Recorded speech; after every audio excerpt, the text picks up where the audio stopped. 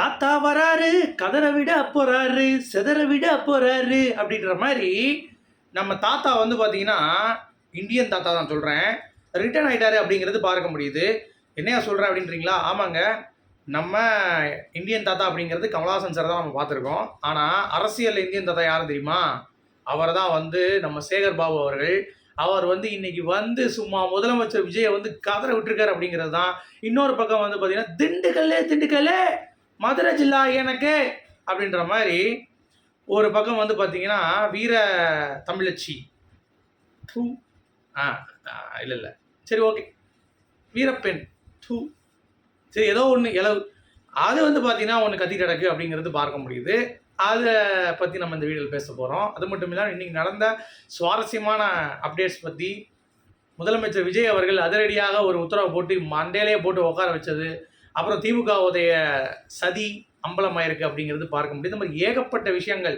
அதே மாதிரி நான் ஜெயிலுக்கு போகிறேன் நானும் ரவுடி தாண்டா அப்படின்ற மாதிரி அனைவரும் ஏற, அப்புறம் நாயகன் படத்தில், அதாவது நாயகன் இல்லை சத்யா படத்தில் வலியோசை இந்த பாட்டு கேட்டிருப்பீங்க, அது ஒரு ரீக்ரியேட்டிவ் மூமெண்ட் எனக்கு வந்து நடந்துச்சு அப்படிங்கிறது. அந்த மாதிரி ஏகப்பட்ட சுவாரஸ்யத்தை அள்ளி தெளிக்கிறதுக்கு இந்த வீடியோவில் நான் வந்திருக்கேன். ஸோ வீடியோக்குள்ளே போகிறதுக்கு முன்னாடி நம்ம சேனலுக்கு புதுசாக இருந்தீங்கன்னா கண்டிப்பாக சப்ஸ்கிரைப் பண்ணி ஆதரவு கொடுங்க.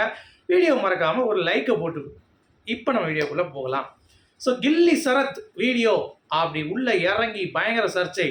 அவர் அந்த ஒரு வீடியோ மட்டும் ரிலீஸ் பண்ணாப்புல, அது ரெண்டாவது வீடியோ வந்து அப்படியே ஒரு சரக்கு அடிச்சுட்டு பீச்சில் வந்து நடந்து வராரு, அப்படியே கேங்ஸ்டர் மாதிரி வந்து இன்னும் அடியாள் கூட சேர்ந்து நடந்து வராரு. இந்த மாதிரி வீடியோஸ்லாம் வந்து பார்த்தீங்கன்னா அடுத்தடுத்து வரப்போ நம்ம வன்மதாஸ் இருக்காப்புல இல்லை, அவர் டிவிக்கில் பண்ணுற சில நல்ல விஷயங்களை வந்து பார்த்தீங்கன்னா பேச மாட்டாப்புல. எங்கே ஒரு சின்ன ஓட்டை இருக்குது இல்லை அடுத்து ஏதோ ஒரு பிரச்சனை இருக்குது அப்படின்னா அதை எடுத்து ஊதி பெருசாக்குவார். அதில் புஷி ஆனந்துக்கும் ஆதவர்ஜனாக்கும் விஜய்க்கு அப்புறம் வந்து பார்த்தீங்கன்னா யாருக்கு கட்சி வேணும் அப்படின்றத முடிவு பண்ணுறதுக்காக ஆதவர்ஜனா சைடில் வந்து ஸ்ட்ராங்காக இருக்கக்கூடிய ஆட்கள், கீர்த்தனா அமைச்சர் இந்த மாதிரி, புஷி ஆனந்த் சைடில் ஸ்ட்ராங்காக இருக்கக்கூடியது யார்? இந்த விஜய் ரசிகர்கள், கில்லி சரத்து, தாம்பரத்தில் ஒருத்தர் இருக்கார் ரமேஷ், இந்த மாதிரியான ஏகப்பட்ட எம்எல்ஏஸ் வந்து பார்த்தீங்கன்னா இவர் கைவசம் வச்சுருக்காரு. ஸோ கீர்த்தனாவுக்கு எதிராக நம்ம ஊழல் பயங்கரமாக வந்து பார்த்திங்கன்னா இந்த வன்மதாஸ் வந்து வீடியோ போட்டு கதைக்கிட்டு இருந்தார். தொழில்துறையை வந்து விட்டாங்க, எவ்வளோ காசு வந்து பார்த்தீங்கன்னா இன்வெஸ்ட் பண்ணுறது அப்படின்ற மாதிரிலாம் விட்டிகிட்டு இருந்தாங்க. அதை வந்து அப்படி டிசால்வ் பண்ணுறதுக்காக, அதாவது மழுங்கடிப்பதற்காக இதை வந்து ஓப்பன் பண்ணி விட்றாங்க. எப்படி ஆதவர்ஜனாவே இவருடைய வீடியோ வந்து டவுன்லோட் பண்ணி கில்லி சாரத்துலேருந்து டவுன்லோட் பண்ணி இவர் பப்ளிசைஸ் பண்ணியிருக்காராம். ஏண்டாடி எப்படிலாம் இவங்கெல்லாம் என்ன சொல்கிறது, இவங்கெல்லாம் ஊடகவாதின்னு சொல்லி சொல்கிறதுக்கு விபச்சாரை அப்படின்னு சொல்லிடலாம் ஈஸியாக. ஏன்னா அந்த மாதிரி தான் பண்ணிகிட்டு இருக்கானுங்க. பிஜேபிக்கு சும்பாகவே மாறி, அதாவது மன்மதாசன் நீங்கள் பார்த்தீங்கன்னா மோடியை பார்த்த மாதிரி அப்படி இருப்பார், மூஞ்சி முகரையும்பார் அப்படின்ற மாதிரி தான் இருக்குது. என்னத்தையாவது ஒரு பேசிகிட்டு இருக்கிறது. ஆக்சுவலாக கில்லி சரத்தோடைய வீடியோ லீக் ஆகிடுச்சோ இல்லை வெளியே வந்துடுச்சோ எல்லாம் வந்துடுச்சு. விஜய் அவர்கள் பாஸ் பண்ணிட்டார், பார்த்தீங்களா இல்லையா? நேற்று நான் சொல்லும்போது அத்தனை பேர் வந்து கமெண்ட்டில் கேட்டீங்கல்ல, என்னப்பாச்சு சும்மா வந்து எதையோ சொல்லிகிட்டு இருக்க, அது மாதிரி டெஸ்ட்லாம் வந்து பாஸ் பண்ண மாட்டாங்க. இங்கே பாருங்க வெளியே வந்துருச்சு உளவுத்துறை ரிப்போர்ட்டு, நாங்கள் அதை டேக் கேர் பண்ணிக்கிறோம். ஓகே, எந்த நடவடிக்கை எடுக்கப்படும் அப்படிங்கிறத நாங்கள் சொல்ல போகிறோம். அது உறுதியாக இருக்கும் பட்சத்தில் என்ன பண்ணலாம் அப்படின்றத ஆலோசனை நடத்த போகிறாங்க. மீட்டிங் அடுத்து ஜூலை 1 ஒரு மீட்டிங் நடக்க போகுது, அதில் இதெல்லாம் டிஸ்கஸ் பண்ண போகிறாங்க. ஓகே, அதில் இவர் ப்ரூவ் ஆகிட்டார் அப்படின்னா அது என்ன ஒரு 48 hours ரிசல்ட் வந்துட போகுது. ப்ரூவ் ஆகிட்டார் அப்படின்னா அமைச்சர் சரத் வந்து பார்த்தீங்கன்னா நீக்கப்பட போகிறார், அவ்வளோதான். விஜய் அவர்கள் வந்து தூய சக்தி தான், தூய ஆட்சி தான், எவன் தப்பு போனாலும் தூக்கிடுவார், அது எந்த ஒரு மாற்று கருத்தும் இல்லை. இவர் ப்ராசஸ் வந்து போயிட்டுருக்கு. இப்படி அதுக்குள்ளேயும் இந்த நாய் வண்டியில் ஏற்றிட்டு போகிற மாதிரி வந்து பார்த்திங்கன்னா முதியவர்கள் அணின்னு சொல்லிட்டு போராட்டம். அதாவது நாங்கள் இளைஞர்கள் இந்த நாட்டு வந்து பார்த்தீங்கன்னா குட்டிச்சவராக வராங்க, போதையில் அழிஞ்சிட்டு இருக்காங்க அப்படின்னு சொல்லிட்டு ஒரு 85 வயசு பெருசு பேசிகிட்டு இருக்கு. பேசுகிற வாய் வந்து பார்த்தீங்கன்னா கோணிச்சு போய் ஹார்ட் அட்டாக்ல மண்டையை போட்டுரும் போல தெரியுது. சரியா, அந்த மாதிரி வந்து கர்ஜிச்சுட்டு இருக்கு, ஏன்னு இருக்கு. நானும் பார்க்குறேன், பரவாயில்லையே பயங்கரமான இளைஞராக இருப்பாரு அப்படின்ற மாதிரி பார்த்தா ஃபுல்லாக இந்தியன் தாத்தாவாக இருக்காங்க. கேட்டால் இது வந்து மாணவர் அணியா, மூஞ்சி முகரையும் பாரு அப்படின்ற மாதிரி தான் இருந்துச்சு. ஏறிட்டு இவங்க பண்ண ஊழல் அப்படிங்கிறது வந்து பார்த்தீங்கன்னா 70 ஆண்டு காலத்தில் ஸ்பெக்ட்ரம் ஊழல்லேருந்து, டிரான்ஸ்ஃபார்மர் ஊழல்லேருந்து, கனிம வள கொள்ளை, ஆத்துமன கொள்ளை, எவ்வளவோ நம்ம சொல்லிக்கிட்டே போகலாம் லிஸ்ட்டை போட்டு.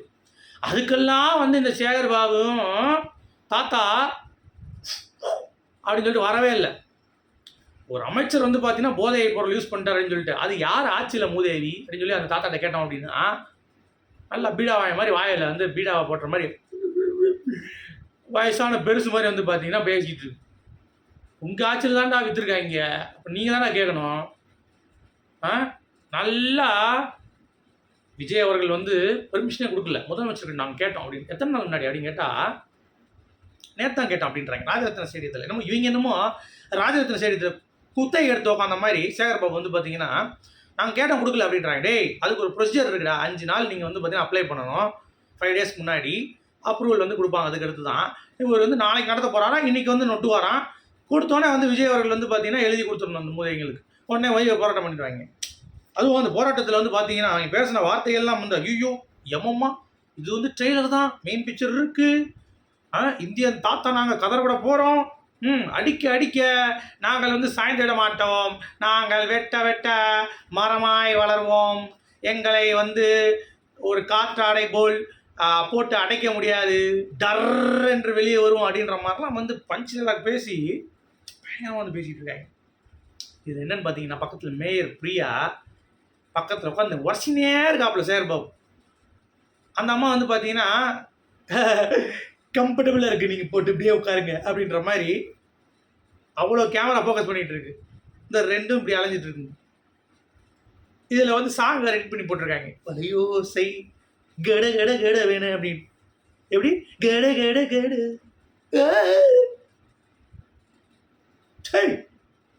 இந்தியன் தாத்தா, இந்தியன் தாத்தா கொண்டாட மரியாதை போச்சுரா. அதோட வாய் பீடா போட்ட மாதிரி துப்பிடு ஆன்சை துப்பிட்டு பேசியா அப்படின்ற மாதிரி தான் இருந்துச்சு. மூஞ்சி சே, நீங்களாம் யாரா அவங்க இவ்வளோ நாள் நாட்டை குட்டிச்சோராக்கிட்டு. அதான் விஜய் அவர்கள் சொல்லிட்டாரு, உளவுத்துறைக்கு வந்து ரிப்போர்ட்டு வெளியே வரப்போகுது. அது வந்து அமைச்சர் வந்து பார்த்தீங்கன்னா ட்ரக் டெஸ்ட் எடுக்க போகிறாங்க. எடுத்து என்ன வரப்போகுது அப்படிங்கிறத பார்த்துட்டு பாசிட்டிவாக இருந்தால் மௌனை அவனை போட்டு அடித்து நொறுக்கி வெளியே தள்ள போகிறாங்க. அதை விட்டு இவங்க வந்து பார்த்தீங்கன்னா திமுக என்னமோ தூய ஆட்சி புரிஞ்ச மாதிரியும், இப்போ தான் இந்த அமைச்சருக்கு வந்து பார்த்தீங்கன்னா இப்படி இருக்குது, அதனால் உடனே நீக்கி ஆகணும், நாங்கள் வந்து தூக்கி போடுவோம், நாங்கள் வந்து எவ்வளோ பெரிய நல்லவங்க தெரியுமா வல்லவங்க தெரியுமான்ட்டு இந்த திருட்டு மூதைவங்க உட்காந்து பேசிகிட்டு இருக்கிறது பார்க்க பொழுது கேவலமாக இருக்குது. கேவலமாக இருக்குது. போதை கலாச்சாரத்தை ஒழிக்கணுமா பா அப்படின்ற மாதிரி தான் இருந்துச்சு. சரி, என்ன நடவடிக்கை எடுப்பாங்க அப்படிங்கிறத உளவுத்துறை வந்து சீக்கிரமே சொல்லுவாங்க. அப்போ பாருங்கடா விஜய் அவர்களுடைய அருமை உங்களுக்கு தெரியும் அப்படிங்கிற மாதிரி தான். சரி, அடுத்து பாருங்கள், விஜய் அவர்கள் முதலமைச்சர் விஜய் அவர்கள் ஸ்டேட்மெண்ட் வந்து வெளியிட்டார். அதாவது பெண்களுடைய பாதுகாப்பில் காம்ப்ரமைஸே இருக்கக்கூடாது. இந்த மாதிரி வந்து ஐயோ அப்படி போயிட்டோமே விட்டோமே, பாலியல் வன்கொடுமையில் ஒரு குழந்தை இறந்துருச்சு, இந்த மாதிரிலாம் நோ காம்ப்ரமைஸ், அவனே நடக்கக்கூடாது குற்றம் அப்படின்றதுக்கு ஒரு ஆணை வெளியிட்டிருக்காரு. அது மட்டும் இல்லாமல் போலீஸார் வந்து பார்த்தீங்கன்னா இப்போ ஒரு ஃபேமிலி வராங்க கம்ப்ளைண்ட் பண்ணுறதுக்கு அப்படின்னா அப்படின்றா மிரட்டக்கூடாது, அழகாக வந்து பேசி அவங்ககிட்ட கம்ப்ளைண்ட் ரெஜிஸ்டர் பண்ணி உடனே ஆக்ஷன் எடுக்கணும் அப்படின்றதையும் வந்து உத்தரவிட்டிருக்காரு. இந்த மாதிரி நிறைய விஷயங்கள் விஜய் அவர்கள் இவங்க இருந்து கத்திட்டு இருக்கட்டும், இந்த கிழட்டு மூதைகள்லாம் வந்து பார்த்தீங்கன்னா கத்திட்டு இருக்காங்க ஒரு பக்கம் அப்படின்ற மாதிரி இவர் தனியாக அவரோட வேலையை பார்த்துட்டு இருக்காரு அப்படிங்கிறது பார்க்க முடியுது. அடுத்து பார்த்தீங்களா, பொது வேட்பாளர் ஸ்டாலின் நிற்க வைக்க போகிறாங்களா. இப்படி ஸ்டாலின் நிற்கிற இடத்துல சீமான் நிற்க மாட்டாப்புல, ஏடிஎம்கே நிற்காது, டிவிகேவும் டிஎம்கே மட்டும்தான். அப்படி இருந்தாலும் நீங்கள் டெபாசிட் வாங்க மாட்டீங்களே ஸ்டாலின்.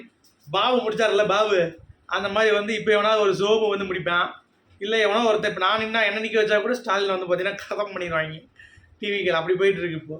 ஐயா அசிங்கப்படாதீங்க. அப்புறம் இன்னொருத்தர் வேறு சீமான் அவர்கள், அவர் டிஎம்கே கிட்ட இப்போ என்னன்னு தெரியல வாங்கி 2 மடக்கு குடிச்சிருப்பார் போல தெரியுது, பாவமாக இருக்குது பார்க்குறதுக்கு. அவர் வந்து விஜய்க்கு எதிராக வந்து பார்த்தீங்கன்னா இப்போ ஏதோ கல்யாண வீட்டில் வந்து மீட் பண்ணி அது ஒரு கான்ட்ரவர்சி போயிட்டுருக்காது. ஆனால் உண்மையில் நான் நினைக்கிறேன்.